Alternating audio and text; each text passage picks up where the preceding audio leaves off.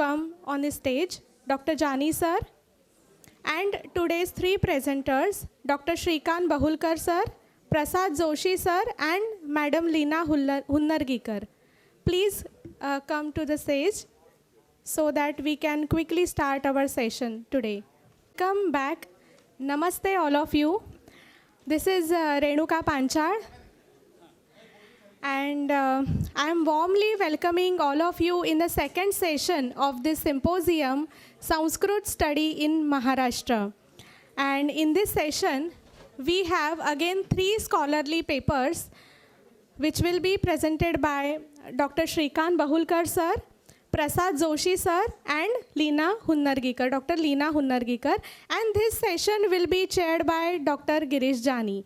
So now I am introducing Dr. Jani sir. Dr. Jani sir is a director of Goenka Institute, Bharatiya Vidya Bhavan, Mumbai. He is well-known Sanskrit scholar and integral figure of Bharatiya Vidya Bhavan. He held multiple key roles, including Director of Sanskrit Studies, Research and Examination Secretary of Bhavan's Sanskrit Examination Department. He served as Joint Editor of Bharatiya Vidya, Samvida, and Bhavan's research journals. He active in managing and governing bodies within Bhavan's educational and research institutions. He contributed significantly in Sanskrit literature and philosophy as teacher, editor, and researcher. He was former member and of the syndicate and the Senate at Sardar Patel University, and he delivered numerous talks, lectures on Sanskrit on national and international platforms. So now I am requesting Honorable Chancellor VC sir, Varkhedi sir, to kindly felicitate our chairperson of the second session, Dr. Girish Jani sir.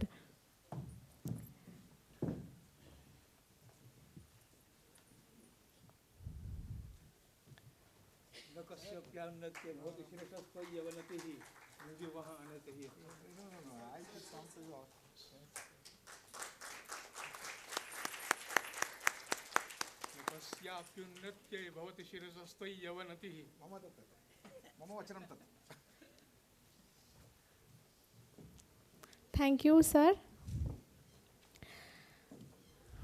Okay. So now our first speaker and the paper presenter is Dr. Shrikant Bahulkar, sir. Dr. Bahulkar is an eminent scholar in the field of Sanskrit. He is an adjunct professor, Department of Pali, Savitribai Phule, Pune Vidyapith. He has been appointed as the Dalai Lama Chair Professor at Somaiya Vidya Vihar University.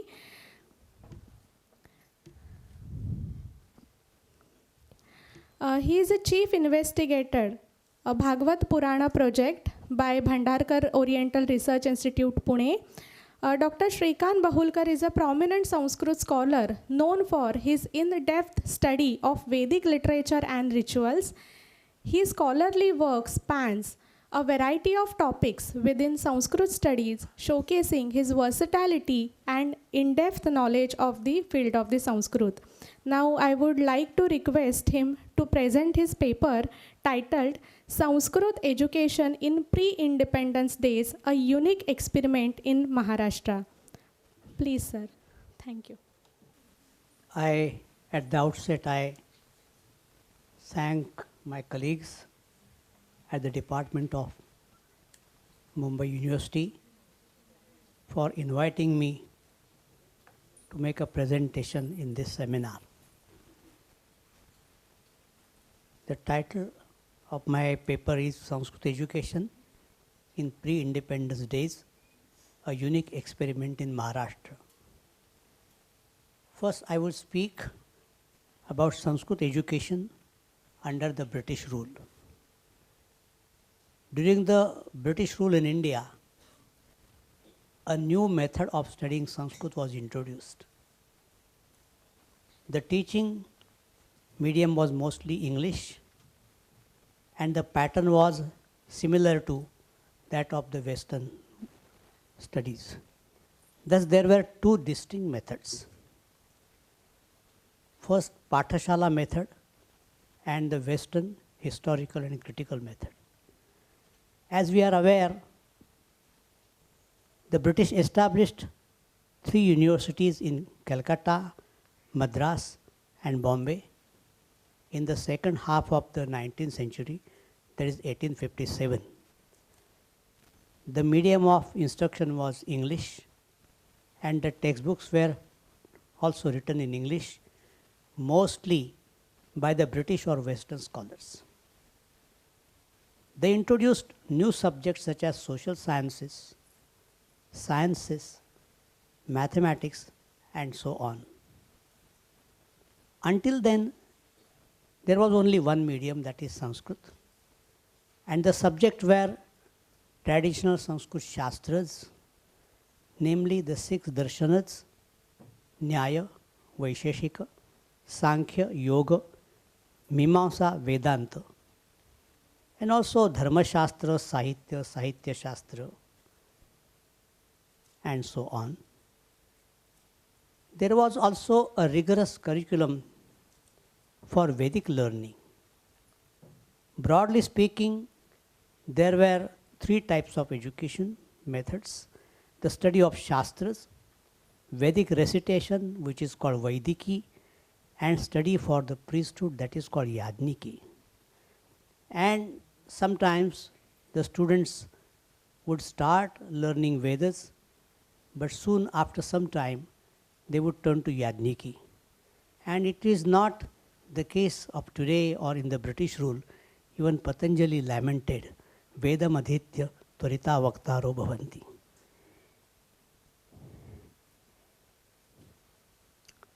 All these courses involve in-depth study for about 12 years. We know a proverb in Sanskrit, Dvadasha Varshair Vyakaranam Shruyate. There was almost an equation. Vidya means Sanskrit Vidya. The Vedic recitation would take equal period if one decides to study the Vikrutis. This study includes the recitation of the Samhita, Padapatha, Karmapatha, Jata and Ghana. It was supposed to be done out of faith and as a religious duty. So we know another proverb, Brahmanena Nishkaranam Shadango Vedo Adhyeyo Shadango Vedo Dharmo Adhyetavyo Jnatavyascha. The study of Yajniki does not take that long. It involves the memorization of the prayoga of various domestic rituals and also involves practical application of the relevant mantras. During the British Raj, the Veda Pathshalas continued their work. The new pattern of education which the British government introduced may be called English education. In Marathi, Ingraji Vidya. Many families in India encourage their sons and later on to their daughters to go to English schools and have modern education. Since Sanskrit Vidya was not Arthakari Vidya, young generation got attracted towards the new pattern of education, went to schools, colleges and universities. In his essay in Marathi, Sanskrit Vidyeche Punarujjivan, Narsimha Chintaman Kelkar gives the details of the status of the Pathshalas and modern schools and colleges.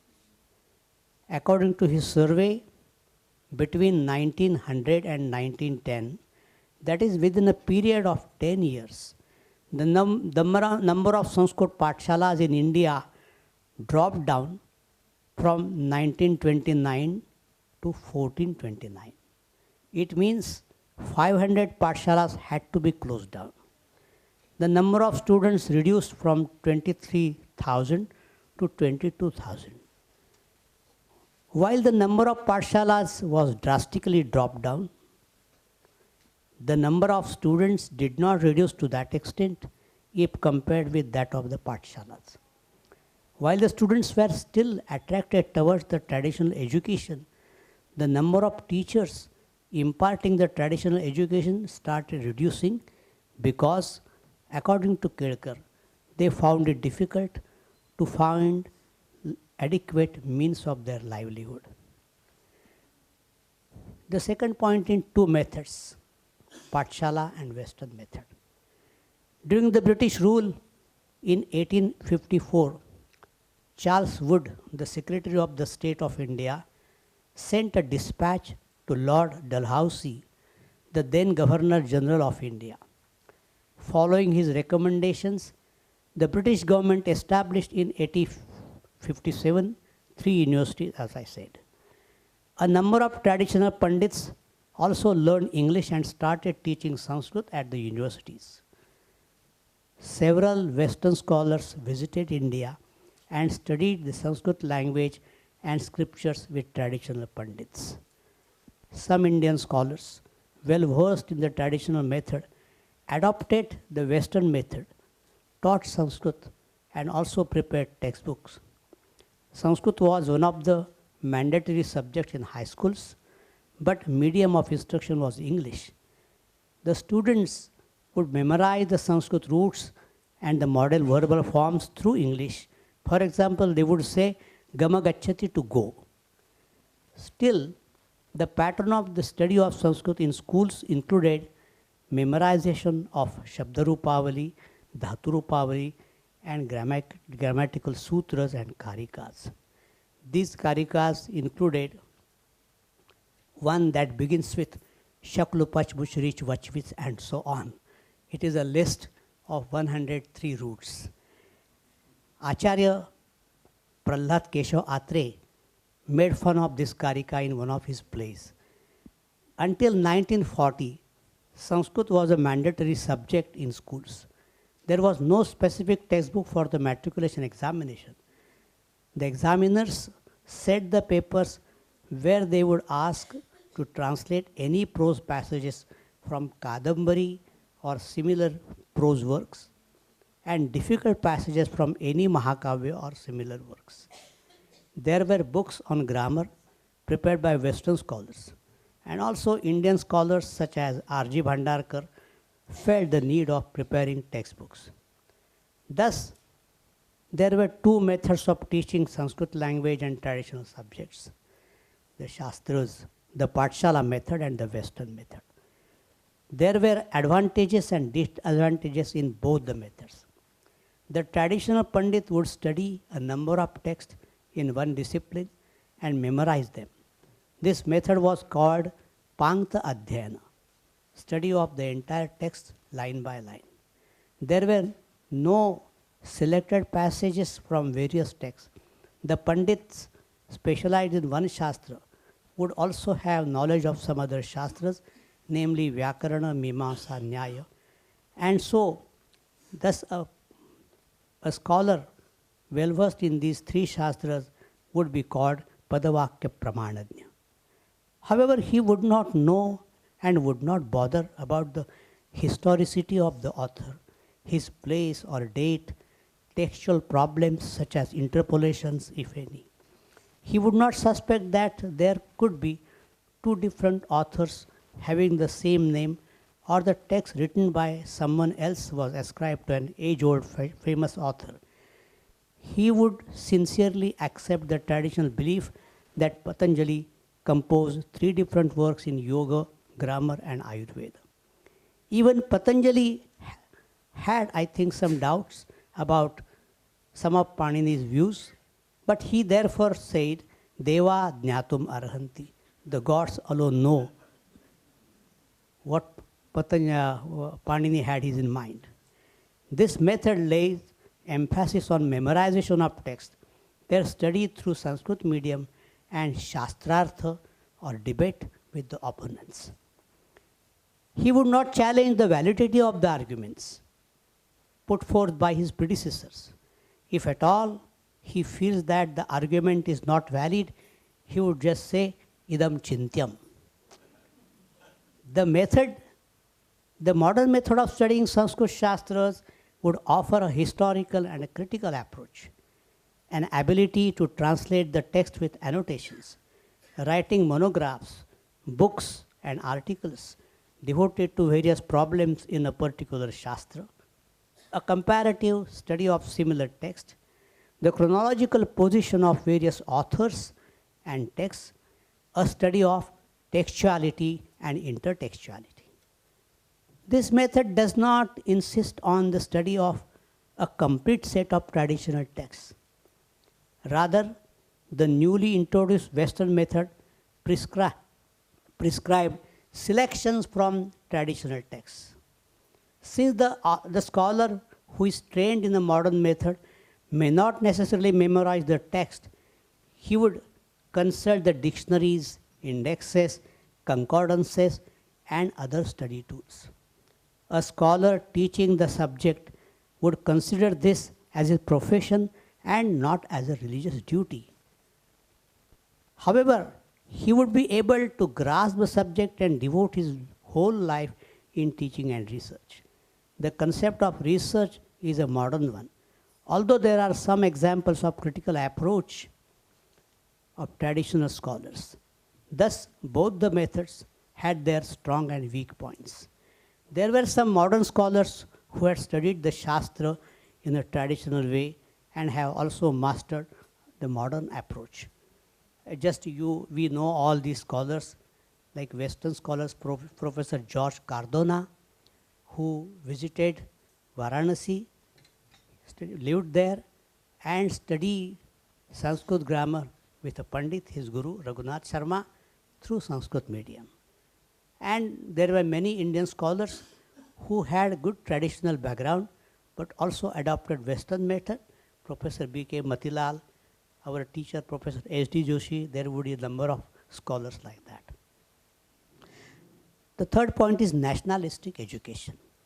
At the beginning of the 20th century, the movement for nationalistic education, I translate this Rashtriya Shikshan or Rashtriya Shiksha. This Rashtriya Shiksha became strong, the movement became stronger. The nationalistic education was one of the four sutras, Chatussutri, prepared by, announced by Lokmanya Tilak. The Chatussutri aimed at India's freedom. The followers of Lokmanya Tilak opened nationalistic schools and colleges all over Maharashtra and insisted on the mother tongue as the medium of instruction for all the subjects. The Tilak Maharashtra Vidyapith came into being on May 6, 1921. To affiliate it with it, the nationalistic schools and colleges. The British government banned these schools and colleges. The teachers and students who participated in the non-cooperation movement led by Mahatma Gandhi were put behind bars. However, those who were not arrested continued their educational activities. In the beginning, the TMV had 5 faculties. Faculty of Arts, Vangmaya Vidya Shakha, then Ayurveda Vidya Shakha, Vanijya Vidya Shakha, that is commerce, Faculty of Sthapatya Vidya Shakha, that is architecture, and Kala Vidya Shakha, that is fine arts. The medium of instruction was also, of course, mother tongue Marathi. The first constitution of the TMV was also in Marathi. The authorities of TMV coined new Marathi words while preparing the constitution. For example, the general body was called Niyamak Mandal. Faculty was called Vidya Shakha. Academic council was Vidwan Mandal, and executive council was Karyakari Mandal. The teachers at TMV felt it necessary to prepare textbooks in Marathi. There was no book on the history of Sanskrit literature.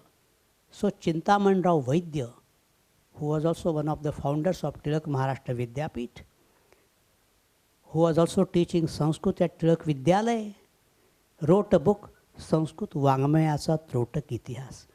In recent years, this book has been reprinted, but the publisher unfortunately dropped the word Trotak, thinking that it would not sell well.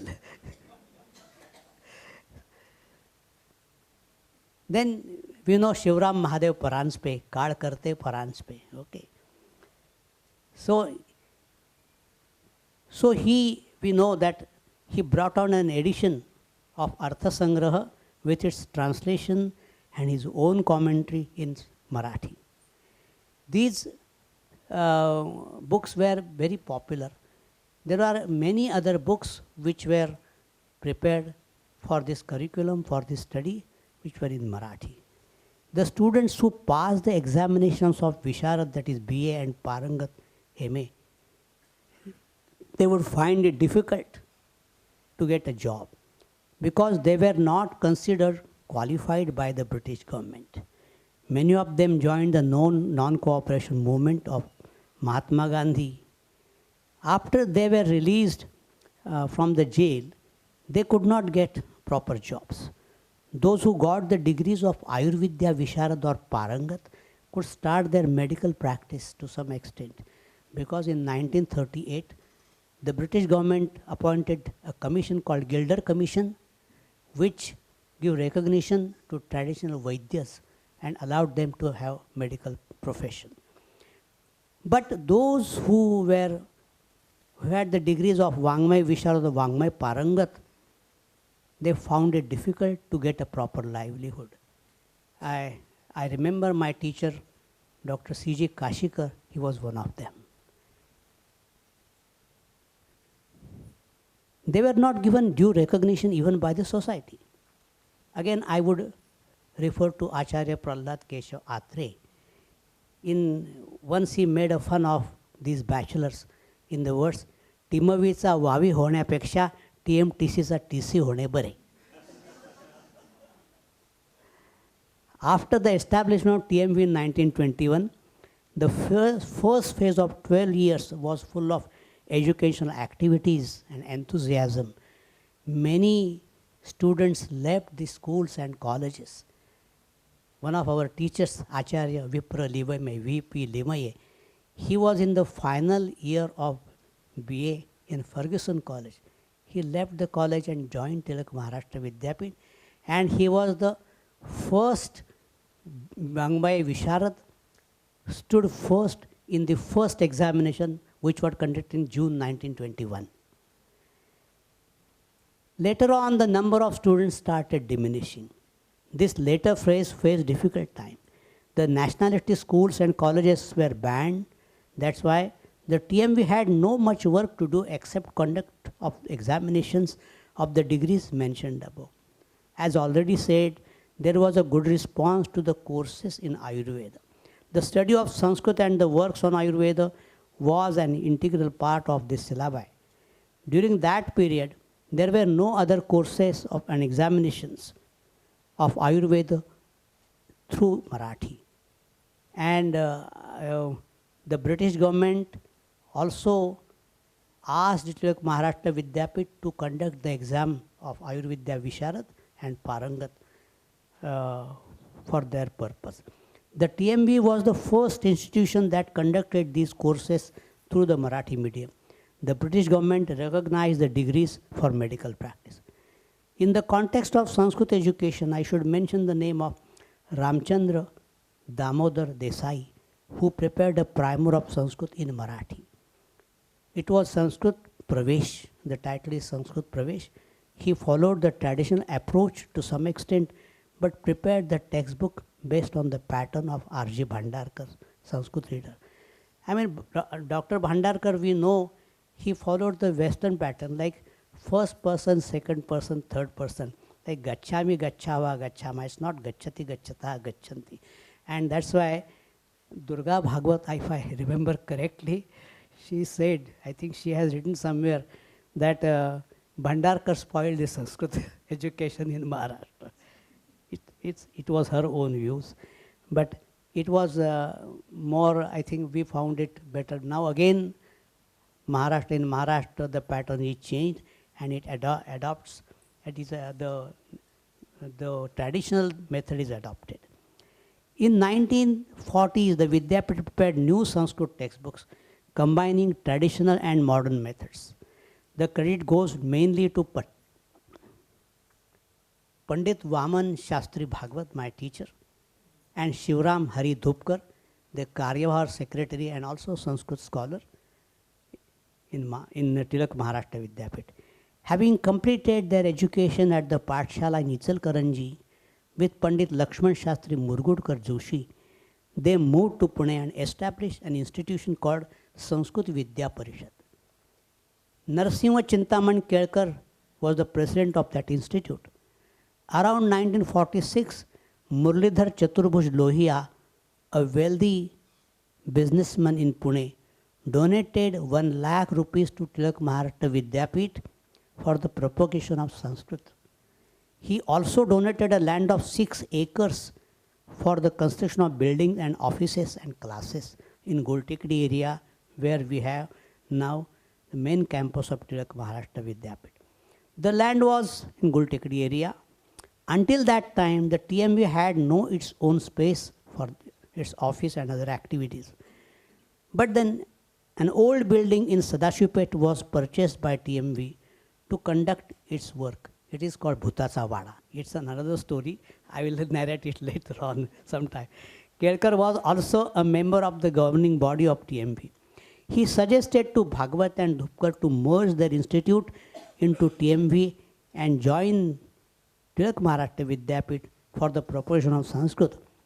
They did so, and then they became the life members of Tilak Maharashtra Vidyapit and worked there throughout their life.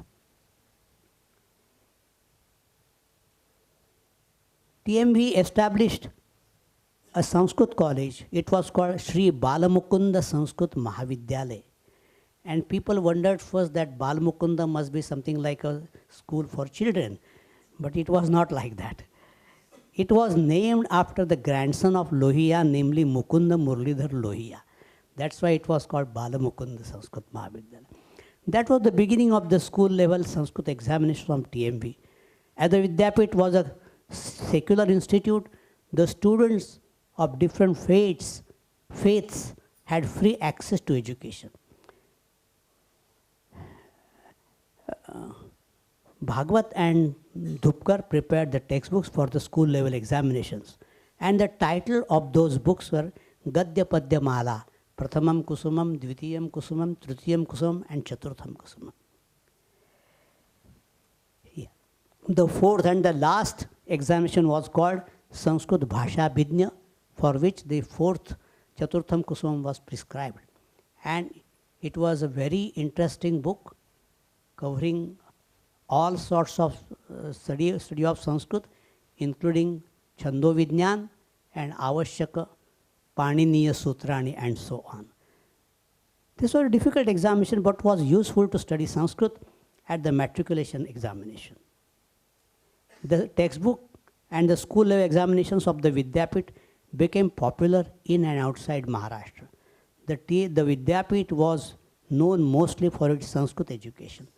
At the same time, the Vidyapit conducted a variety of Sanskrit competitions that were useful for speaking, writing, composing in Sanskrit. Over time, the Vidyapit felt the acute need to train school teachers and introduced a refreshers course for teachers. It is called Vasantik Varga, Shikshak Sanskrit Shikshak Varga. This experiment of Sanskrit education in Maharashtra was a unique one and was given due recognition by the central and the state government, educationalists, teachers, students, and parents.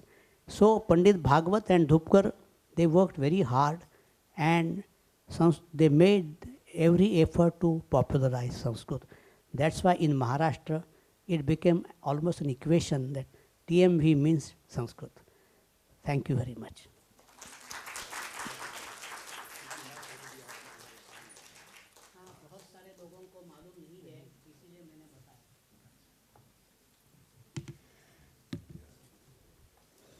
Thank you very much, sir, for your insightful paper.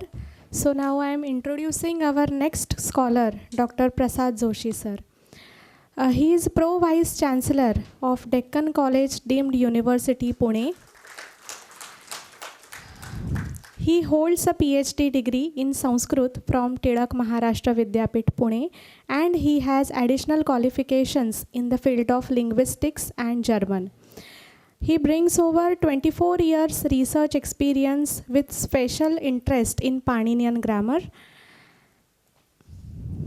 and he has editorial experience spanning 18 years, notably on Encyclopedic Dictionary of Sanskrit. He served as an associate professor with 11 years of teaching experience and has guided PhD and MPhil students. He received prestigious awards including Pandit Satavadekar Award in 2011 and the Maharshi Badrayana Vyasa Sanman from President of India. He contributed significantly to academia with 4 books, 22 research papers, and participation in numerous seminars and workshops. So I would like to request him to present his paper titled Maharashtra's Contribution to Lexicography. Over to you, sir.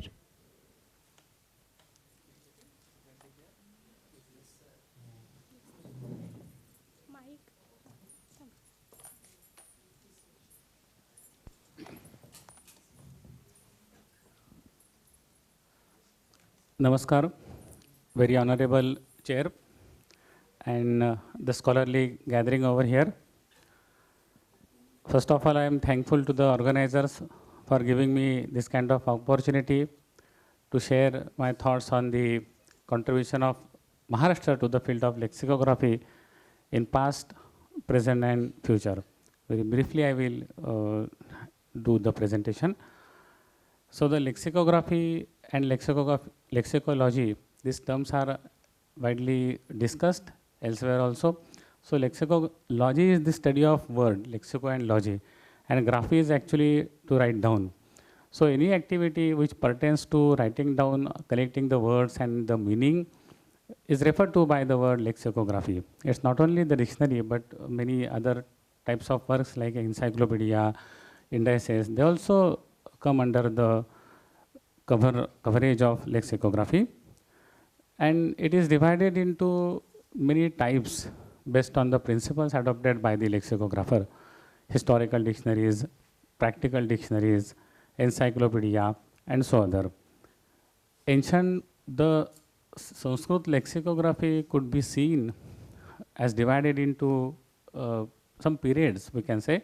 Even in the past, we have to view at least 3 periods: the Vedic period, the medieval period, or the classical period, which we can say, and again the modern age from the 18th century onwards. So the place of Maharashtra in modern lexicography, and it is again with reference to the institutions which have undertaken the lexicographical projects, and also there are individuals who have completed successfully compilation of many dictionaries. So we know that Nighantu and Nirukta, we have no scope that Maharashtra has to do anything. But when we come to the classical era of lexicography, Sanskrit koshas, traditional koshas, right from Amara kosha, we know that before Amara also there were certainly koshas, because he only says that Samahrutyane Tantrani, but those other treatises were not available. So the tradition that was starting from Amara and continued by Halayudho, Dharani, Mankha, and glorious tradition we have, at least 50 or more would be the number of koshas, and they are of different types, synonymous and polysemous and dvirupas and ekakshara, like that. But here actually Maharashtra is not located, unfortunately, anywhere. Most of the lexicographers are Buddhist lexicographers. Purushottama Dev, another prominent name, to whom many koshas are ascribed. Even Dvirupa Kosha, when very important kosha, is ascribed to Purushottama Dev. He is supposedly belonging to Bengal. And Mahakshapanaka, again to Kashmir. Dharani Kosha, it is said that the compiler was from Kanoja Brahmin. Then Yadava, who is again coming from South India. Dhananjay was a Jain scholar from Karnataka. So we have many states to represent the classical lexicography, but we are very unfortunate that Marathi lexicographers are hard to be found in this tradition.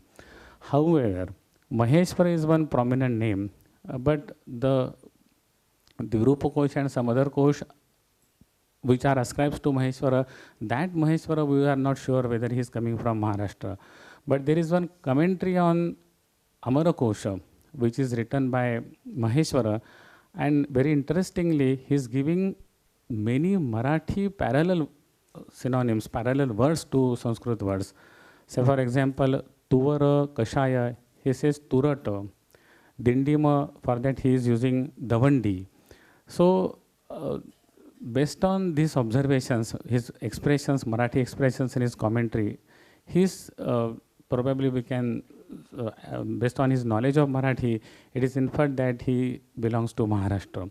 I am thankful to Dr. Samhita Doshi for this observation, and he is in the later part of 17th century. But apart from this commentator, at least I couldn't get anybody in the classical tradition, classical era, where Maharashtra is to be seen somewhere.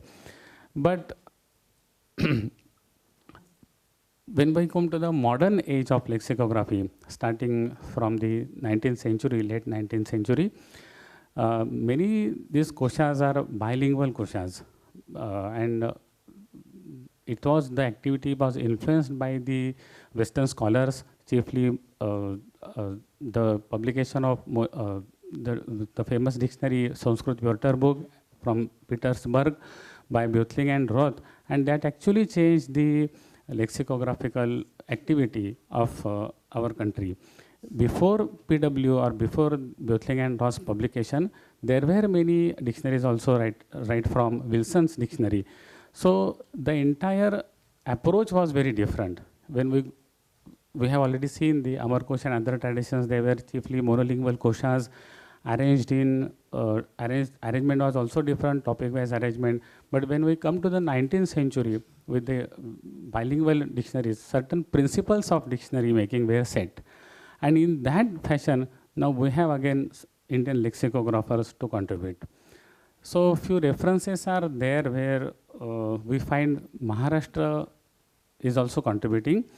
One Ananta Shastri Talekar Sanskrit Prakrit Shabdakosha, it was published in 1853, is mentioned in the introduction of Marathi dictionary by Date and Karve.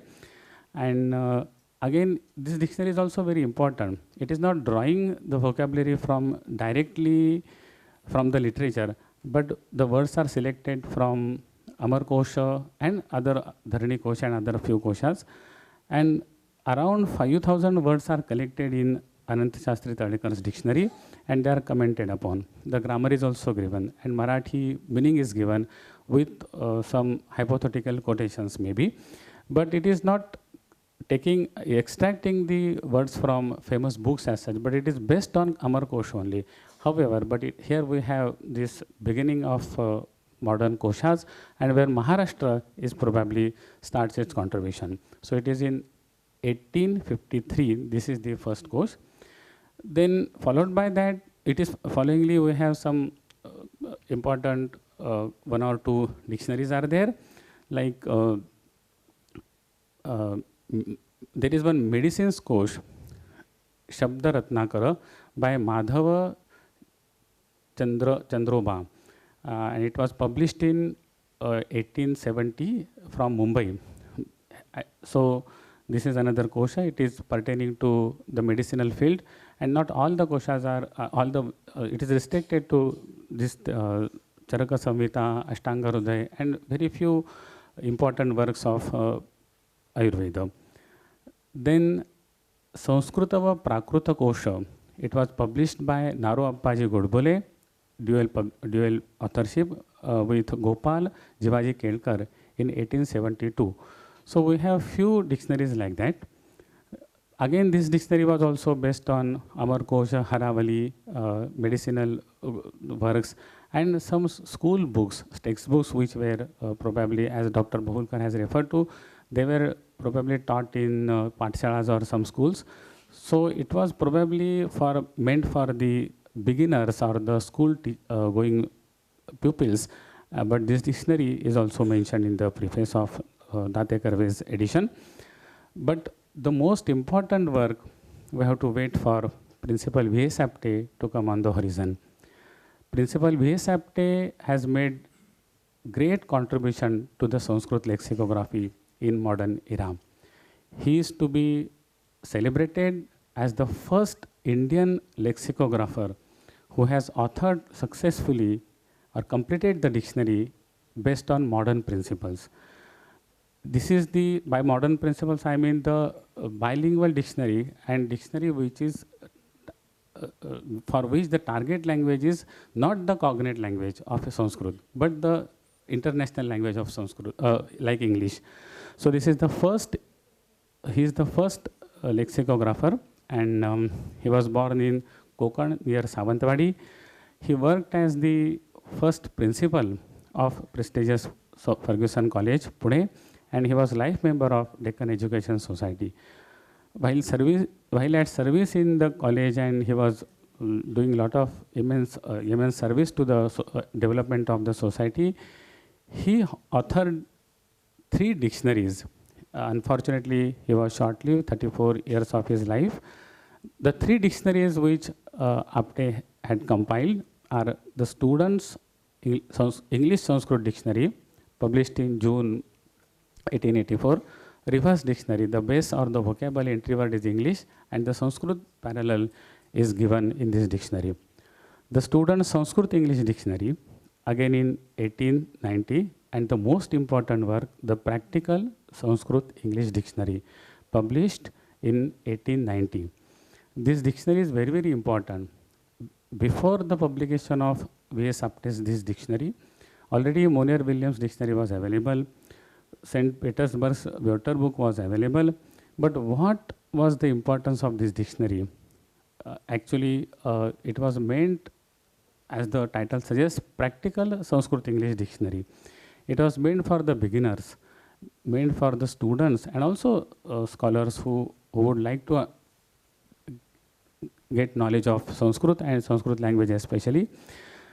And this dictionary is remarkable for numerous 3 appendices, and I will come to that.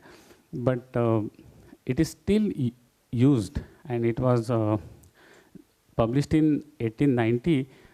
But again, there was no scope for revised edition by Apte himself, because we know his untimely death didn't permit that fact.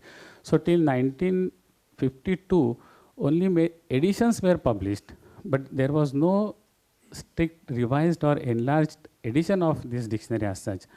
And that work, great work, was carried out by the great Doz, P.K. Gode and C.G. Karve in 1959. They revised and made this dictionary available in revised and enlarged form. It was published again from Pune, Prasad Prakashan. So, what was the importance of the dictionary? So, it was the improvement on the available dictionaries, because available dictionaries were probably based on Vedic data. That was major part of that data. But Vedic and post-Vedic words, both were equally included, or there was emphasis on post-Vedic works in this dictionary. Quotations were coming from popular works like Raghuvamsha, Shakuntala, which was probably prescribed in curricula of colleges and universities. So emphasis was to give familiar quotations and citations, or to refer to the very popular works. So we have profuse quotations and reference to the popular works in this dictionary. It is useful especially for students and beginners, as I said. Another feature of that dictionary is that many nyayas or maxims have been collected in this dictionary, like Kakataliya Nyaya, like that. 3 appendices are there, one devoted to prosody, and we have profuse information of all these prosody in this appendix. Second is the Sanskrit writers, the names of the works, the authors, their approximate chronology, and names in the ancient geography of India. So these 3 appendices of the dictionary are very, very important. Look at that, how the dictionary is made very comprehensive and informative, very useful for that. The usability of this dictionary is more increased because of this these dictionaries, and Also, there is one list of tadhita terminations in the beginning of the dictionary. Many, most productive tadhita suffixes, they are listed there along with the anubandhas and also the meaning of those suffixes and few examples. So this principal Apte's dictionary is very, very important contribution of Maharashtra to the Sanskrit lexicography. We must celebrate that. This dictionary was followed by another important dictionary in Marathi, Girvana Laghu Kosha, that was authored by J.B. Oak, alias Nana Oak. He was born in Pune. He also, there are many similarities between Principal Apte and Nana Oak. Both studied in Deccan College. They were students of Deccan College. They were supporter of nationalistic education. Oak also served in Ferguson College and also New English School of Deccan Education Society. But later on he shifted to Nagpur, where he gets this dictionary published. So, very sorry, not Penok. So, Girvana Laghu Kosh, that was published in 1915.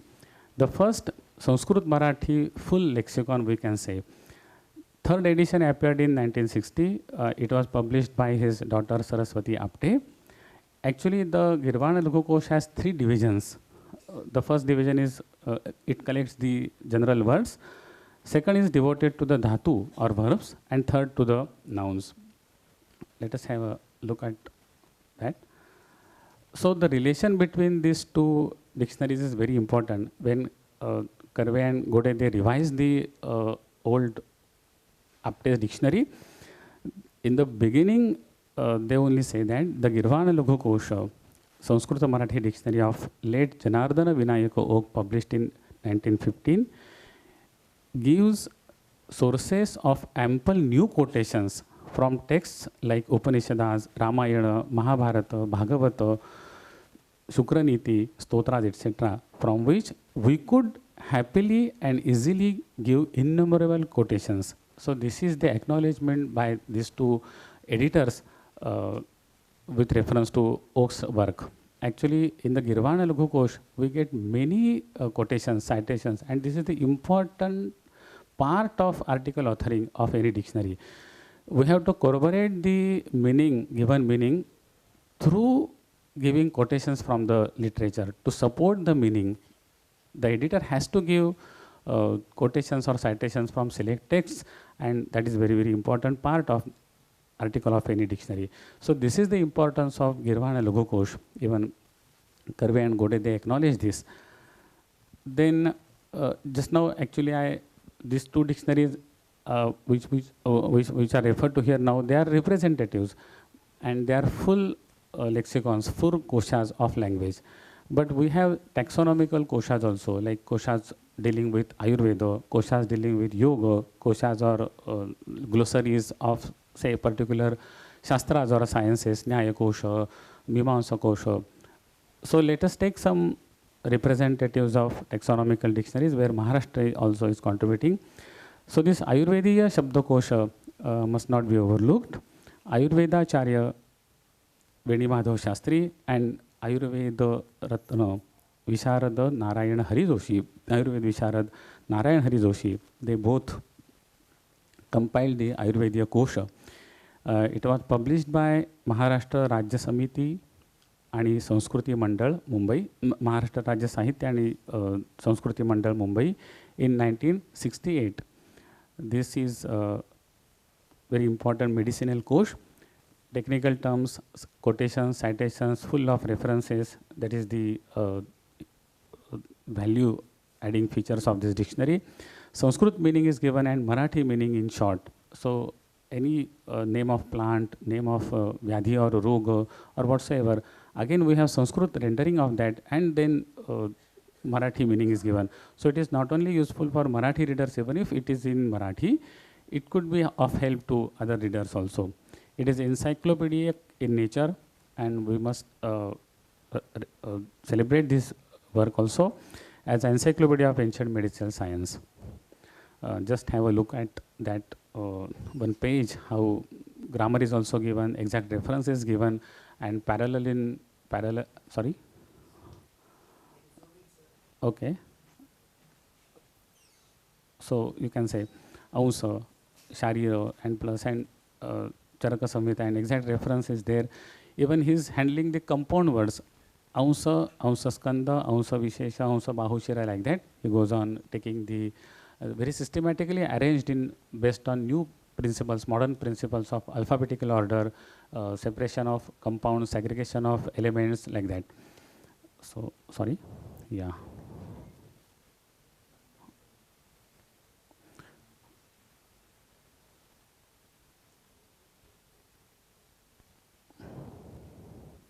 What's happening? Okay.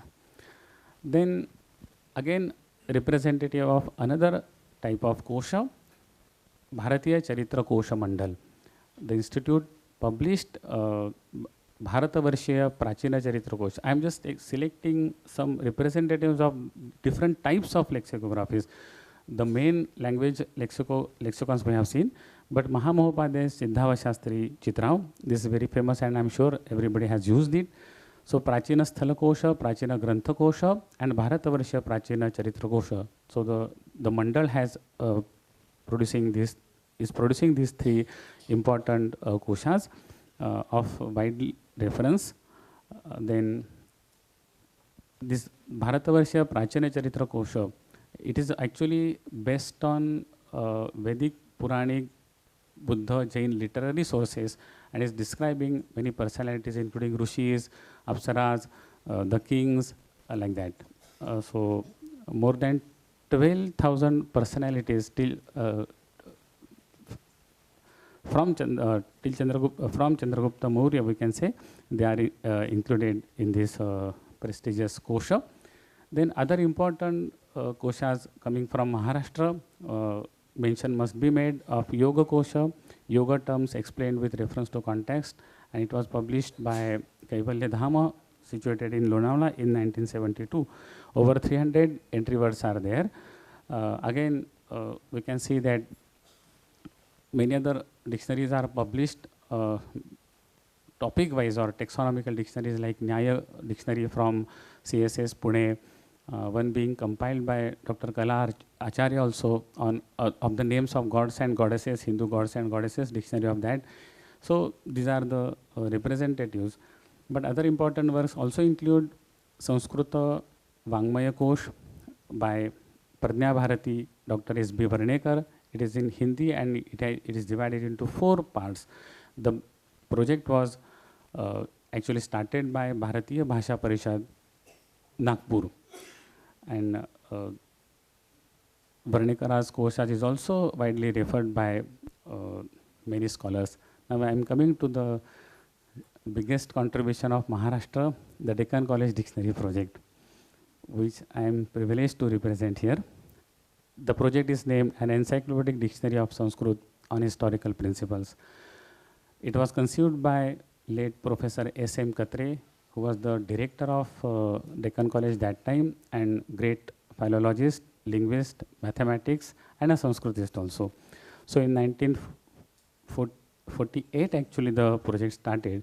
The short background, while he was in Paris, in one of his lectures, there was discussion that for Greek and Latin there are dictionaries on historical principles, but cognate language, Sanskrit, or same language, same status, Sanskrit had no dictionary till that date. Even if Apte Dictionary, Moner-Williams Dictionary, and many other dictionaries were there, but there was no dictionary based on historical principles, which would be very, very comprehensive, which would cover the entire literary range of Sanskrit, beginning from Vedas to the 19th century. And Professor Katre proclaimed that he will compile this dictionary. He will take the challenge of the scholarly world, the need to cater to the need of that word, because the historical dictionary was very, very desired for the comparative philology. And it is much larger than other existing dictionaries which we have seen now. Compared it can be compared only with other dictionaries of like classical languages like Greek thesaurus or Latin lexicon, etc. It covers the long history of Sanskrit literature, linguistic material or data from roughly 1500 books from 62 branches. Approximately 2 lakh words are collected with 1 crore references. So you pick up any word of Sanskrit language, say Agni, the reader is given information of the entire range of the literature, the first occurrence, the latest occurrence, whether the meaning has changed during the course of time, the word is obsolete or not, it is continued in all the periods of Sanskrit, all the branches of Sanskrit or not. So this is the history of that word and meaning. It is before the reader. It is the milestone in the field of lexicography. These are the 62 branches, Samhita, Brahmana, Aranyaka, we know, and no branch is left here, even small minor sciences, prosodies. So right from Subhashitas, right from Vedas to the Subhashitas, each and every branch is represented in the corpus of the dictionary. Even Buddhism, Jainism, and major texts from these disciplines are included in the corpus of the dictionary. So this is the scriptorium, snap of the scriptorium. It houses 1 crore references. Actually, the model was, of course, OED, where card-based lexicography started actually. And you pick up any word, you will get all the references systematically arranged, alphabetically arranged, given in the chronological order, and it is profusely used by the scholars of the world. So the aim of this dictionary, to put Gadge's words, the aim of this dictionary is thus to supply the user with all the relevant information about Sanskrit words, such as their earliest occurrence, the entire range of their meanings, both common and technical, their provenance at different times and in different branches of learning, their status as current, obsolete, their derivation, etymology, and the changes in their meaning in their historical development and mutual relations. The dictionary can hence be described as a well classified and copiously illustrated stock of all Sanskrit words and their meanings as found in the whole corpus of Sanskrit literature. Dr. A.M. Gadge, successor of S.M. Katre, actually Professor S.M. Katre started the dictionary and it was developed by Gadge. It is based on historical principles. Two important features of this dictionary: the material is so arranged as to trace the historical development of words and meanings.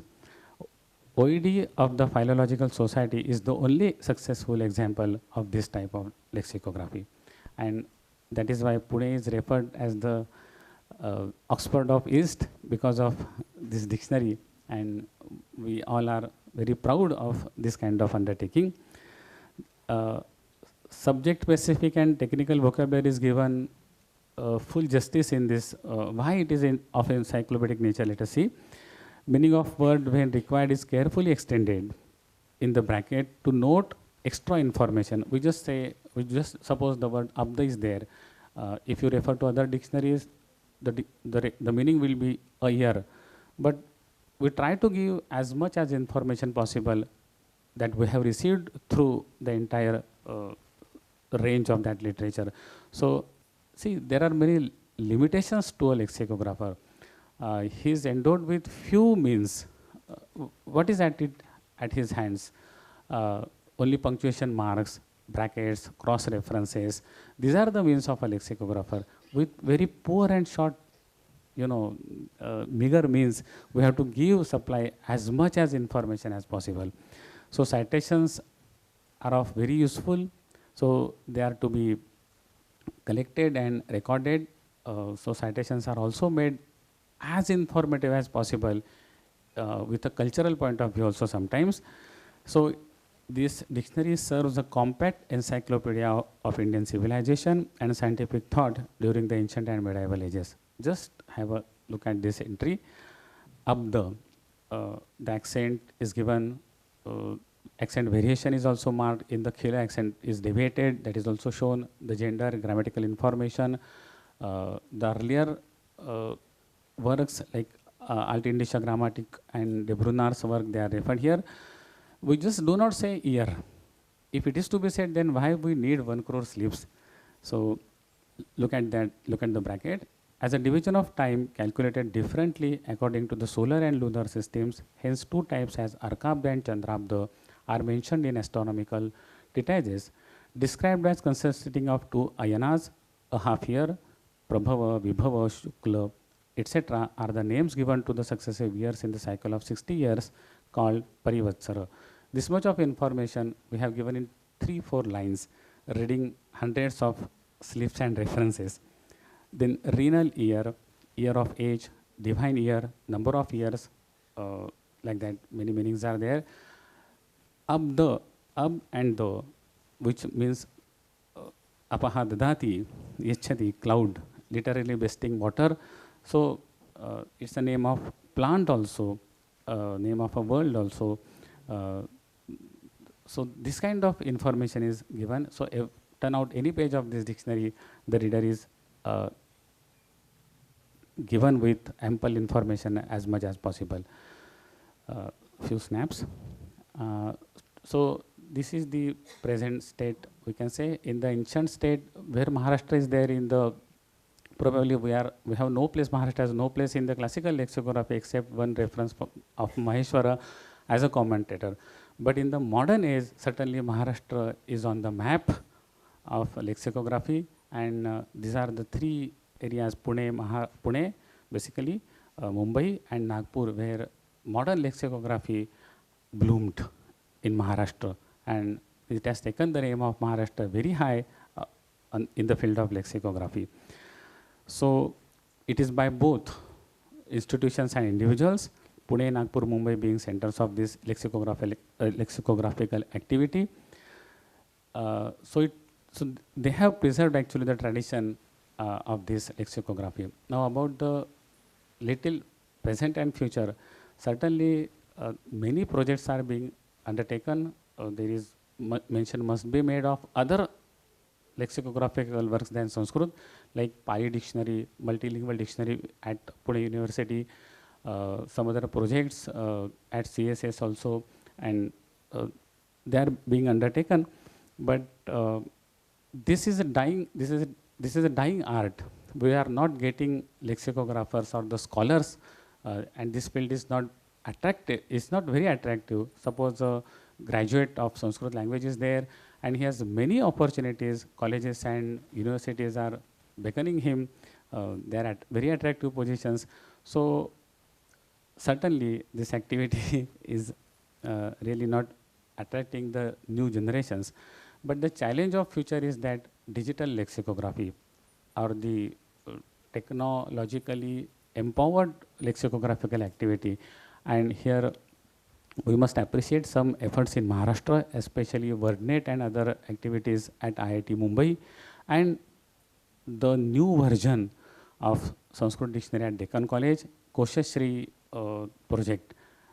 The Deccan College received very strong support from DST, and the entire 1 crore data, the data of all these important slips, very rare data, that is now to be transferred electronically, and in very recent future, in few months, I think, I must assure you, all of you, that we will be launching one portal, and through that, this dictionary will be accessed. It is going to increase the usability, visibility of this prestigious project, the biggest lexicographical project of Deccan College.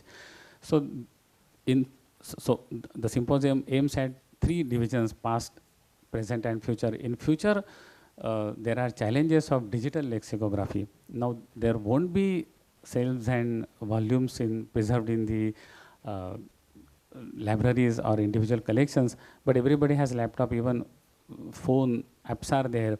So we have to accept the challenge, be in tune with the modern technology, and this is the challenge before the lexicographers. It is a boon actually in disguise, and we are accepting this challenge. And but the need in future is that we have to train the lexicographers. Training in Sanskrit language is not just enough. The scholar has to have the knowledge of lexicography, which is a special branch, which is the applied field of applied linguistics. So departments of lexicography, need of time, and Deccan College has taken this challenge. Along with publishing the dictionary, we are also training the new generation. We have MA in Sanskrit and lexicography, and we are offering internship programs also. And we are welcoming the students groups coming to Deccan College, and 3 weeks internship is there. Even if they are studying Sanskrit in their universities and colleges, they are MA and BA, but let them work in the project and let them get acquainted with the lexicographical skills also. That would be helpful from them in whatsoever they do, language activity they like. So these are the past, present and future scenario before us so far as the lexicography is concerned, and surely Maharashtra won't be behind in the acceptance and adopting of the technologies as far as the lexicography is concerned. So we have bright future, even if in past probably Maharashtra is not located, but in the modern dictionaries, Maharashtra has some place to contribute. Immense contribution is there, and in future also there are some institutions and individuals which are, hopes of Maharashtra. Thank you.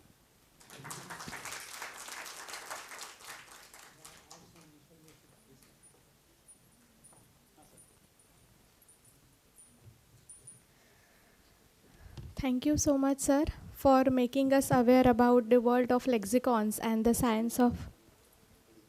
I just have to provide some information. Okay, sure. Just to add to his information, I would mention 2 small dictionaries, but very interesting dictionaries. One by G.V. Devastali, Sanskrit, Marathi, Gujarati, English. It's a student dictionary, but very useful. And secondly, there is Marathi Sanskrit dictionary published by Vasantrao Gadgil, Sharada Prakashan. Piloba Joshi, yes, Ravi Joshi or Piloba Joshi. Piloba Yeah. Joshi. And Pune was and is a city of lexicographers. They are fond of preparing dictionaries and encyclopedias. So, and there is one more, not exactly Sanskrit, but very important dictionary, Marathi Vak Sampradaya Kosh. It's very useful, and also student of Sanskrit would also be interested in that. And 2 great works, Maharashtra Jnana Kosh by Ketkar and Bharatiya Sanskriti Kosh. That's all. Thank you.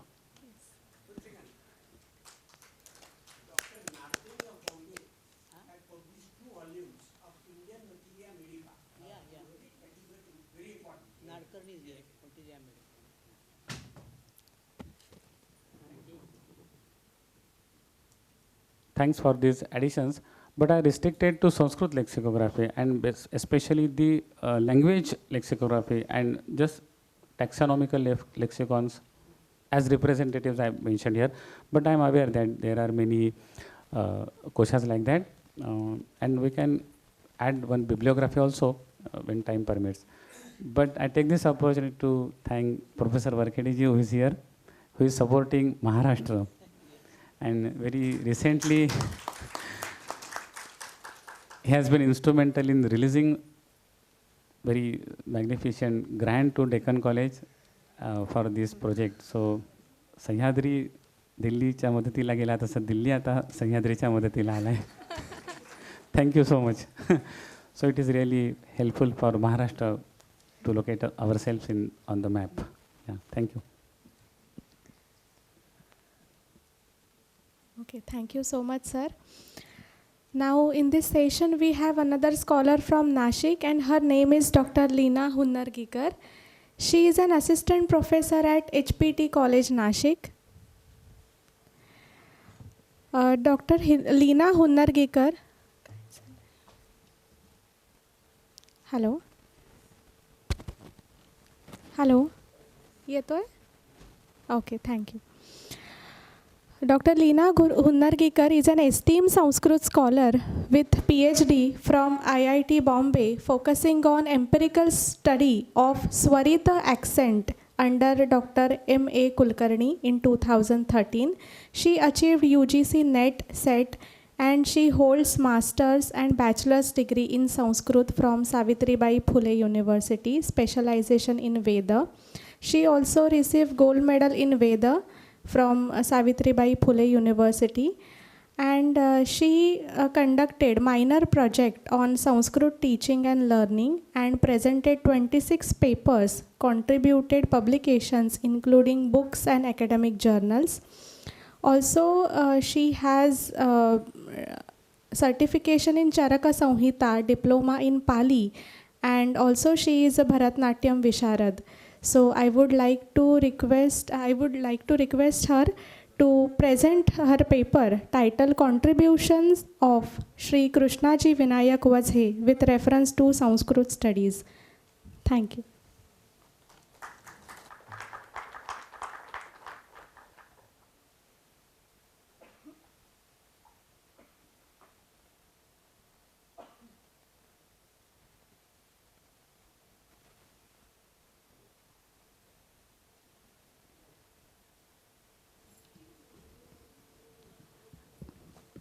Namaste to all Gurujans, scholars, and my dear friends and students.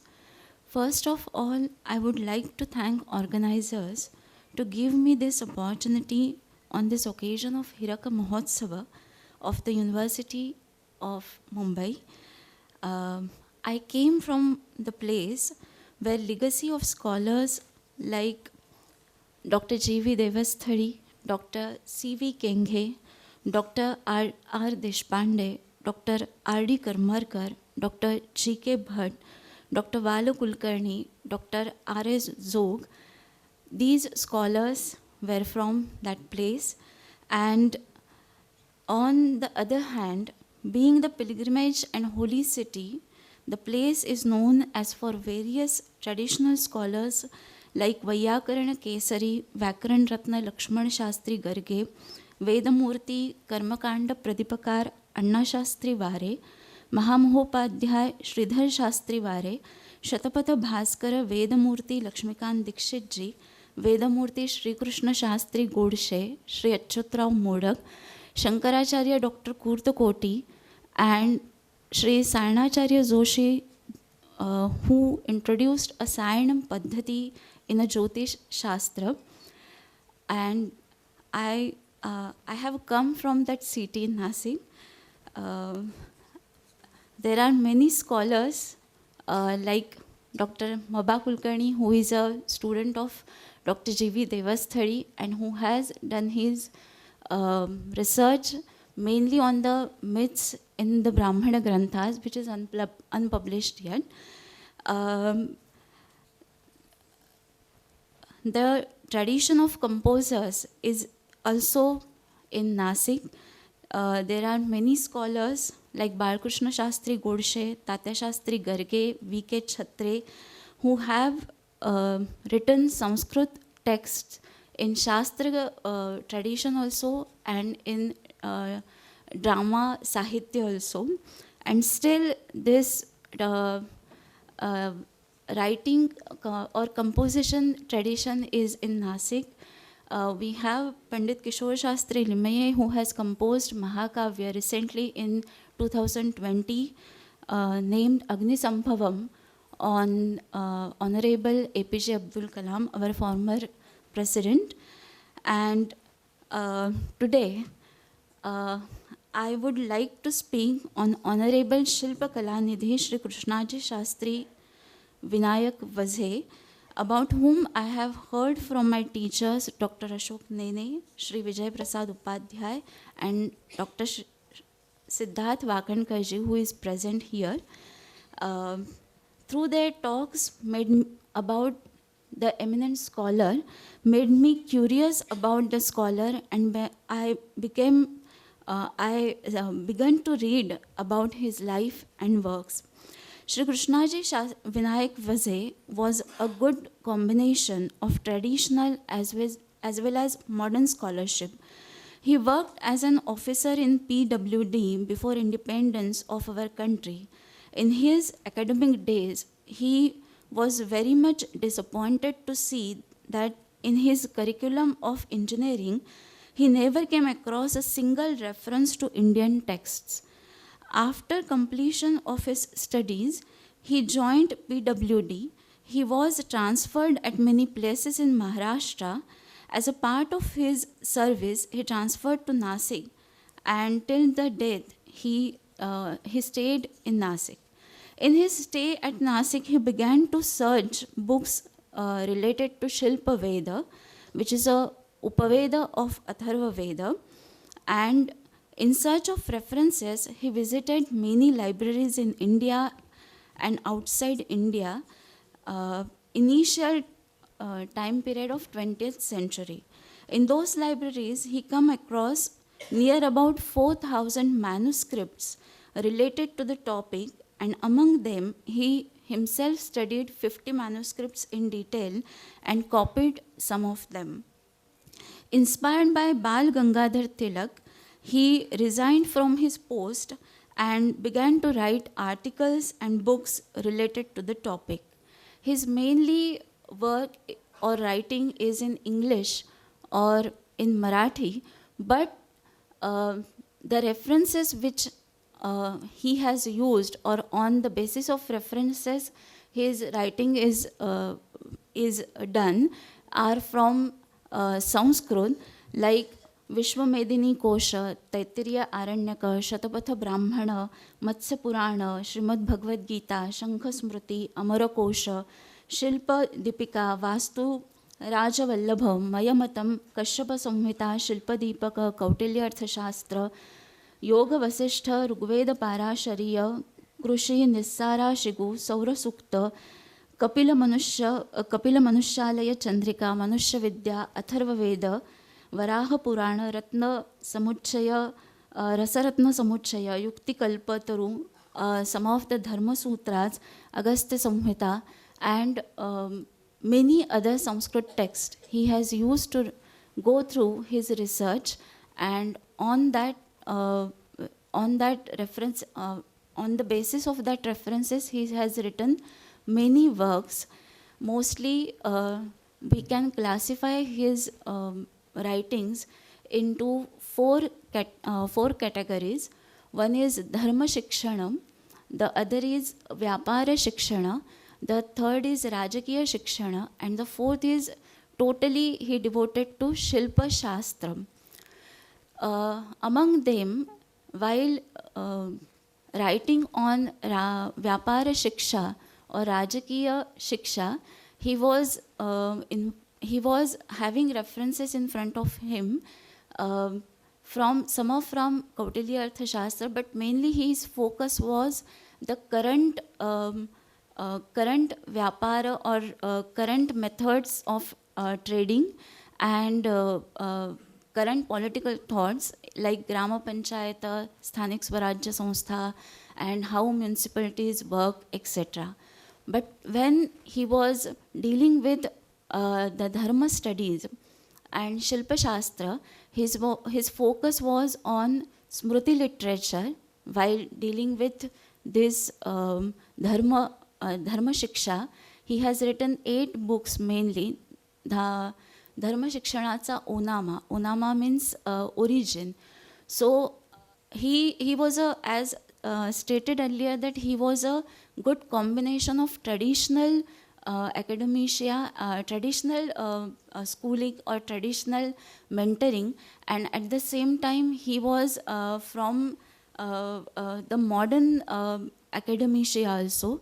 So his views were like questioning the things which he are going through, or to analyze, or to see, or to have a reason, or why, to find out of why we are doing all these things.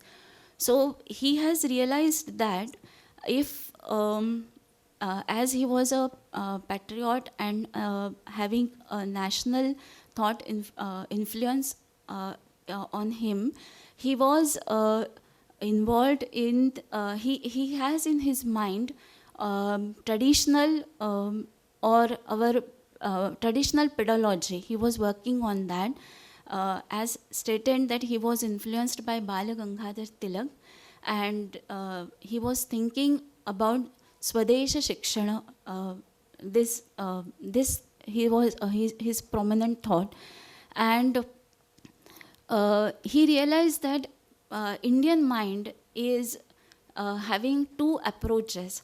This Indian person always think in a criteria or in a square of dharma. So he focused on dharma, and he tried to find out the roots why we do some things in our dharma, like why we do samskaras, why do we have different types of murti and all. So his basic view was that to make that dharma thought acquainted with the current scenario, and it was his thought. And on the other hand, as said, that he knows that human or Indian mind always think parallelly with dharma and shikshana, like, so he has focused on that. And at the same time, his main focus was, or research was Shilpa Shastra. So for that reason, he thought about the Yogakshema system, like as Kautilya says, that Rajya Vyavastha should have that Yogakshema pattern. So he thought about that Rajakiya Vyavastha also and Artha Vyavastha also.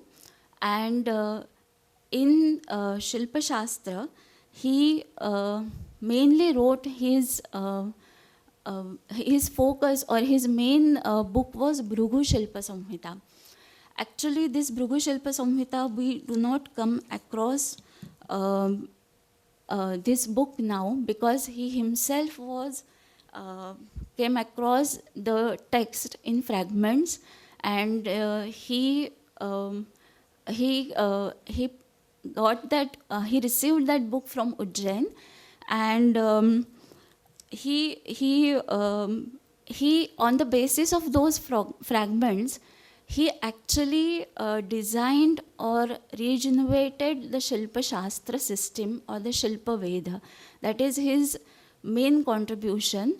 The Shilpa Veda Parampara, which was actually was very much far behind, or which was lost in the 3000 years period, he himself put efforts and he regenerated that Shilpa Veda Parampara, and he himself restructured the whole Shilpa Veda on the basis of Bhrugu Shilpa Samhita, because we come across many references from other texts, Kautilya Arthashastra and all the list which I have read earlier, but his main focus on Bhrugu Shilpa Samhita, and on that Bhrugu Shilpa Samhita, he has restructured this Bharatiya Shilpa Shastra Vistar Pata. When we heard the Shilpa, usually we feel that this term is related to the iconography. But this Shilpa term, in his writings, he defined it as Nana Vidhanam Vastunam Yantranam Kalpa Sampadam Dhatunam Sadhananancha Vastunam Shilpa Sautnyatam. Basically, this Shilpa Sautnya expresses a method to make use of natural resources without any harm to nature. Today, we are talking about sustainable development and minimalization theories, and hence study of works of Vaseji seem to be very important in this era. He came across of this text, and he classified this Shilpa Vishaya in 3 categories: Dhatu Khanda, Sadhana Khanda, and Vastu Khanda. Khanda means he has divided it into 3 categories. So he says that nature provides us many things, but we cannot use those things without any procedure. So what Shilpa tells us, how to use these natural resources for the benefit of a human being, and on the cost of what? Minimal harm, or without any harm to the nature. So thinking this, he has divided this dhatu, sadhana, vastu. So dhatu khanda has natural resources. Sadhana is one which we need to have transportation of these resources, and vastu is what? Storage, or to store these resources for long period of a time. So in these three shakhas or khandas, he classified 9 shastras, which he says Krushi, Jala and Khani in a Dhatu khanda. Sadhana khanda he places Nauka, Ratha and Agniyana, and in Vastu khanda he places Vaishma, Prakara and Nagara Rachana. And 10th Shastra is common to all these Shastras, which includes Yantra Shastra, yantras of 5 types created using natural laws of 5 elements. And all these Shastras include Vidyas and Kalas, which are 32 and 64.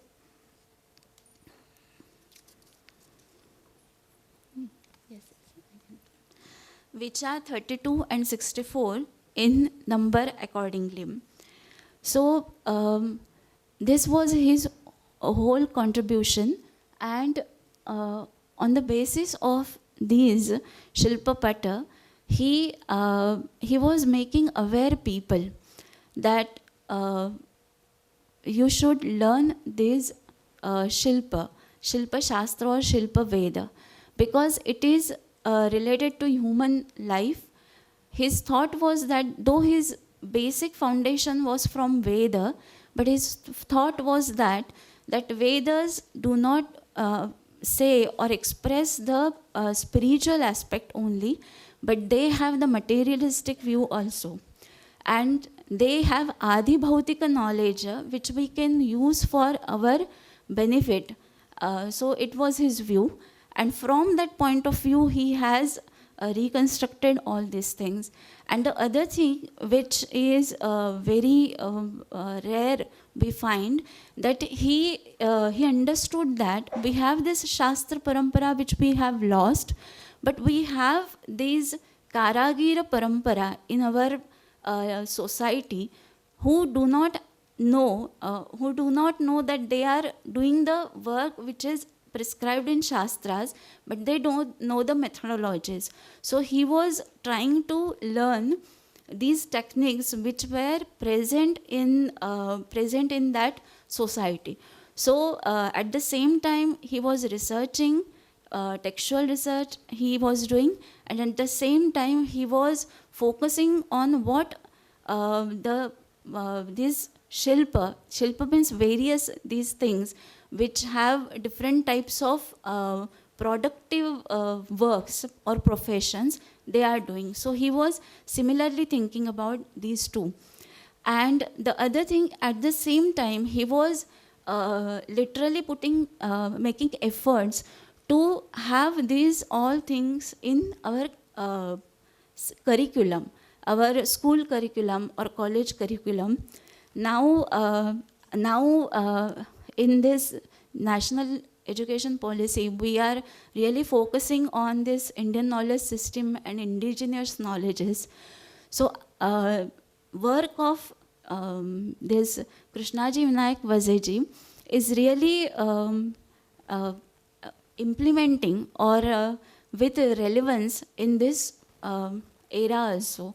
And therefore, I started or began with this study, and I feel that many of the times his writing, we feel that may not be matching up in a era, in technological era which we are living, but at the same time, as stated earlier, that we are also pointing out or finding out some solutions to the problems which we are facing now in a name or under the name of progress or development.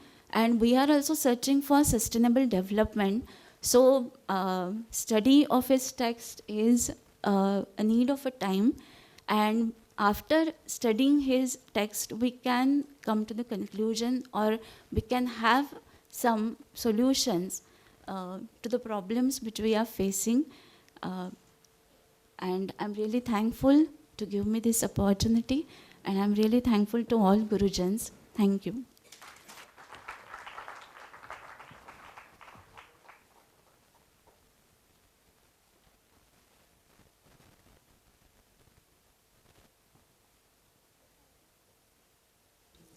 Thank you, ma'am, for your wonderful presentation.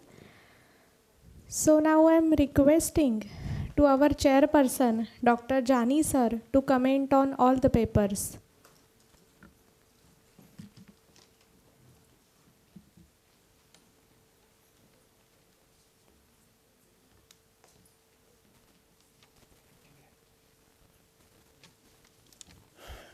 Namassabhavya Sabhapati Vyashavo Namo Namah. I bow down to the great scholars, stalwarts who have dedicated their entire life for promotion and spreading Sanskrit heritage. I welcome, heartily welcome all those Sanskrit lovers, and last but not the least, the pursuers of secrets of our ancient heritage of Sanskrit students. First of all, I will have to make a small correction in the connotation of the word Adhyaksha. Today, I must clear it. I am not presiding over the paper reading session. I am learning, being there in the sense of Adhihari. Vishnu iti Adhihari. Harav iti Adhihari.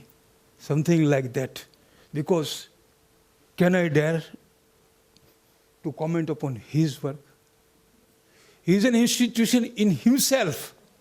I have grown up learning the names of the great galaxy of the Pune scholars. Now first, one thing more. Before commenting upon, actually I will not comment. I should not dare to do so, because, and actually anyone should not do, because anyone cannot know everything. So his subject is totally different, her subject is totally different, and his subjects are altogether very different. So my job is to give the expression of my joy. Why? Because the first scholar gave us an indirect perception where we have arrived. The Sultanate period could not destroy Sanskrit. Mughals could not. French and English people could not. After independence, Sanskrit became optional in our pedagogy. I remember very well when as a student in SYJC and also at Uttar Madhyama at Bharati Vidyabhan Sanskrit Pathshala, whomsoever I met who was beyond the age of 50, every person without exception, Hindu, Muslim, Parsi or Christian, they were knowing very well what is called Sanskrit. Because the Sanskrit was compulsory subject in their inter-arts examination. So Sanskrit was fundamental part of curriculum till independence of India. I must not speak anything at all because we have distorted the word of Swatantrata. Balaha Swatantratam narhati swap Bhojana Pachane. What does it mean? A small boy should not be left alone to cook his own meals. This is Swatantra. we have made the one-sided meaning of dependent. Na stri swatantram arhati, the connotation of Smriti literature is that they should not be left on their own fate for striving hard for their own livelihood. It is not the dependence. So is the case with Sanskrit fate. And the truth is that we, as nation and people, do not wish Sanskrit in that particular level in which the Jewish people, after losing their land for 2000 years, have never forgotten their language, and they have made their national language Hebrew. So it is a factual fact that we are not thinking seriously. When there was a need of Arabic scholars in Sultanate period, in Mughal period, when there was a need of Persian scholars in the period of Sultanate period and Mughal period, the persons who were not even single word in their heritage of these foreign languages learnt and became masters. So the society itself has abundant Sanskrit. Now, those who are interested in Sanskrit should not think that we are serving Sanskrit. Actually, the Sanskrit heritage is serving ourselves. We are learning from the works of great masters. We are being nurtured, we are being taught, and we are striving hard to add something valuable to that particular thing. So it's a realistic feature. So I bow down, sir, for your presentation of showing mirror to us where we have arrived. Second thing, Joshi Sahib, before he started his lecture, his presentation, I pointed out that I am wondering since more than 2 or 3 decades why Kosha Vidya has not been given its proper place in ancient Indian heritage system itself. Because Kosha Shastra cannot be included in any of the genre of Ashtadasha Vidya Sthana. Shrihi Kanthe Yasya Saha Shri Kantha Mahadevaha Shrihi Nama Visham Nilkantha Shrihi Shrunati Marayati iti Visham Shrihi Shri Shabdasya Artha Visham Vartate. Now, if we don't understand the importance of every individual entry of the kosha, we fail to understand the real correct meaning of the word Shri. Likewise, the meaning is Avashyaka. Avashyak nasal tar pankha band karun theva. It is not Avashyaka. Upyog nasal tari. Avashyak means compulsory. Avashyak is inevitable. Swas kehne avashyak hai. We have lost the word meaning loka and samaja. Loka is society and samaja is a group of connoisseurs. It is not Samaj Shastra, it is Loka Shastra. Now we have what we have done with the usage of translations, with usage of regional languages for helping Sanskrit. We have reached up to that level. Without translation, we cannot understand the meaning of it. This is our fallacy. In original system, the teachers banned any book with translation in their classrooms. This was very necessary. I must not be elaborating because time is waiting. Dr. Leena ji, Shilpa Vidya, Vazeji, and the importance of the Shilp heritage itself, we must take into consideration that yet many koshas of separate vidyas, separate sections or lores are yet to be made. In preparation of a temple, the word Jangasthana is mentioned. Shikharasthana is mentioned. Garbhasthana is mentioned. What does it convey. It cannot convey Thai. It is not Thai. Hanyate, janghanyate, punah punah gamyate, yaya, iti jangha, a moving thing. The word jangha conveys the meaning of mobility. And in temple, its strength. Jangala is the word which is used for speedy messengers in ancient Indian system of polity. So we must understand, and I salute all the presenters in a way. He gave a period time, 19th century and 20th century. At that juncture, what happened for Sanskrit tradition? He gave an insight over a particular subject itself. Sir, very recently, Sundaleka Akshara Kosha has been compiled, a 27 years old Jain monk. After publishing himself the old 50 Ekakshara Koshas. Did you please note it down, because it is very necessary. Kosha Vidya is, as far as Pune is concerned, it is the only place, and second number is Banaras, of course, for publishing koshas. So it is very necessary for us that Dr. Joshi ji gave us insight about the importance of that particular lore of lexicography and lexicology. Dr. Leela ji, I congratulate you personally giving me very valuable information of the contribution of Vazirji. I had read something, but not in that detail.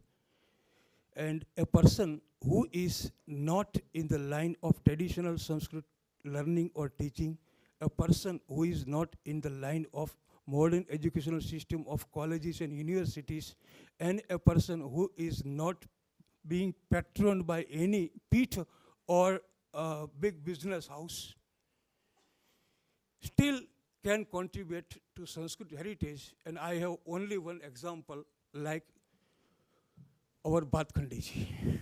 He is a miracle incarnate in that line, like our S.B. Varanekar ji. Not S.B. Varanekar ji. Our Sri Ram Varanekar ji. Sri Ram Velankar ji. So there are many examples I remember that in spite of all these things, Sanskrit will throb, will find its place even outside India if India fails to do so. Christopher Brisky from Poland is still alive, an encyclopedia of dramaturgy. Schumann Woodcock just died 10 years back, who taught Sanskrit at Banaras Hindu University, being a Vice Consular General in Delhi. Both of these scholars were invited at our institute to deliver some lecture. And when we started introducing them in English, when their turn came, in torrential flowing Sanskrit, they started to address us. They know Sanskrit very well, more than people like me. As far as Prakrit Vidya is concerned, who can excel Pichel? As far as Buddhist logic is concerned, who can excel Sherbarsky? So we must understand this. And last but not the least, I congratulate this department, my alma mater. I represent my holy institution, Bharati Vidya Bhavan, because in one way, this department started in 1963. And it was headed by Professor H.D. Velankar Sahib, who was at that time heading the institute in which I am fortunate to work. So in a way, it was Kulpati Munshi ji and Professor Mahamohadhyay Dave Sahib, their decision to give Professor Velankar ji as a loan to University of Mumbai to nurture this department. And it happened that his time span ended. He could not return to Bharati Vidya Bhavan. But his most brilliant, one of the most brilliant students of Velankarji, Suresh कुठे गेला असा उच्चार उपाध्याय साहेब प्रत्येक सप्ताहात करीत होता. वेलणकर साहेब के प्रति उनकी जो निष्ठा, उनका शब्द।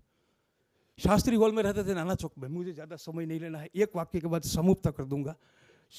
वेलणकर साहब क्या थे उसके बारे में न बोलते हुए मुझे इतना बोलना चाहिए, वो दृष्टांत थे।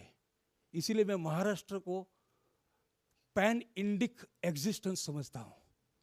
पैन इंडिक एग्जिस्टेंस, जौनपुर हो, झांसी हो, अलवर हो, ये बाजू अमरेली हो, ये बाजू बड़ौदा हो, यहाँ सरफौजी हो, यहाँ पर उड़ीसा हो, का महाराष्ट्र का क्या आप अर्थ समझते हैं? आप महाराष्ट्र का अर्थ क्या समझते हैं सिंपोजियम में? Can you exclude the great person sitting with us? He is not staying in Maharashtra.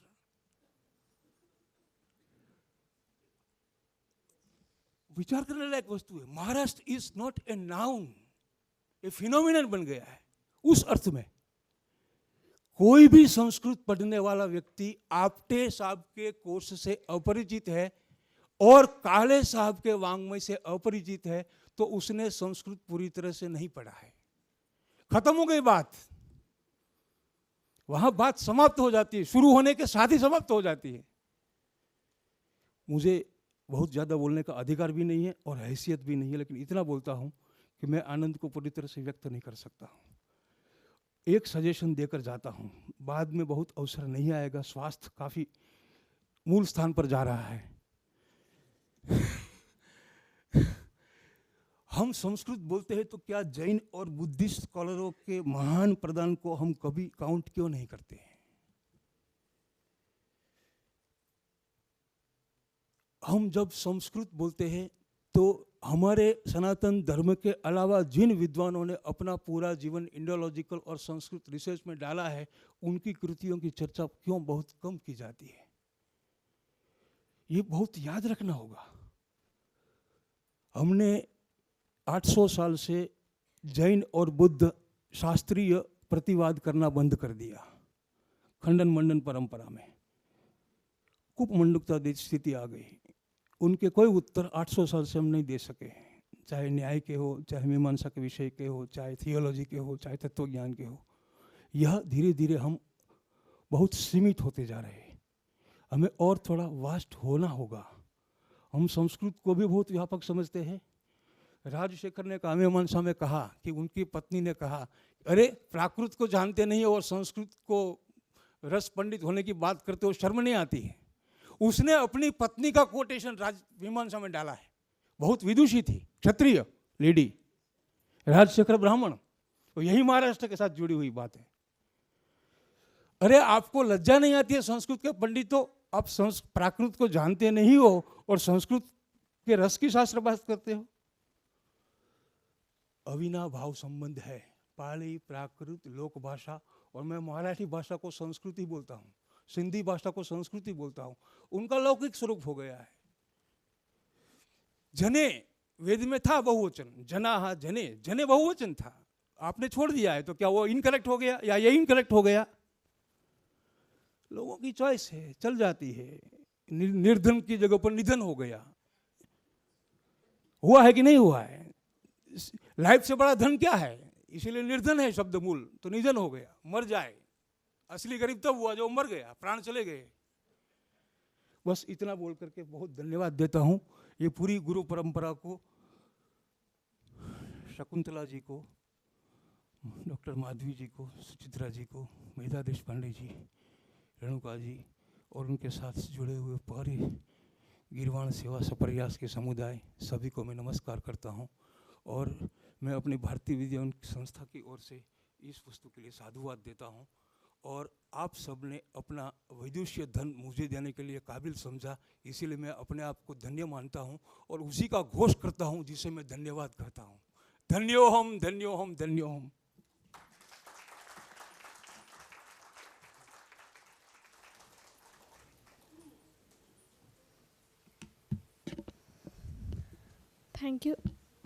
Thank you so much, Jani sir, for your valuable inputs.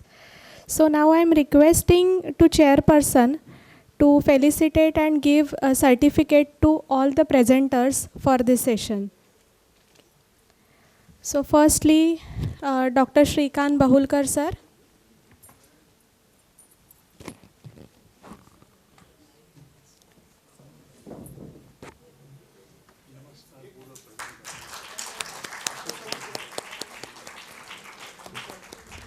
Dr. Prasad Joshi, sir.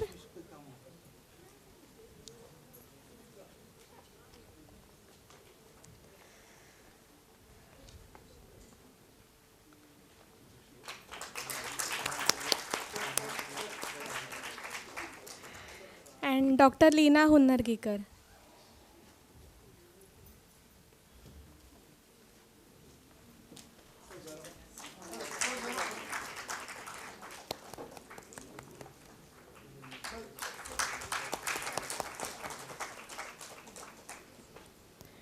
Okay.